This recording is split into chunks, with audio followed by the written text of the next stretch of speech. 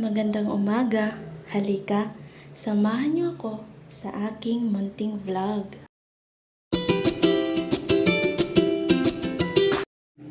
Time check nga dyan, 5:30 na ng madaling araw. Naghilamos agad ako, may lakad kasi kami ngayon ng aking partner. At dahil linggo ngayon, napagdesisyon na namin na magbanding kami at excited na dahil minsan lang ito. Sa Somoray Park and Resort kami pupunta. Mga ilang minuto nandito na kami, malapit lang naman ito sa amin. Pagdating namin, bumili muna kami ng snack dahil lunch lang ang dala namin. Pagtapos nagbayad na din ako. Ito nga pala ang pool nila, maliit lang at di din siya gaano kalalim. At meron din silang pa-bridge dito. Naglakad muna kami dyan ng partner ko para masulit ang resort na ito. Pagtapos namin maglakad-lakad, nagpahinga muna kami saglit at kunting kwentuhan.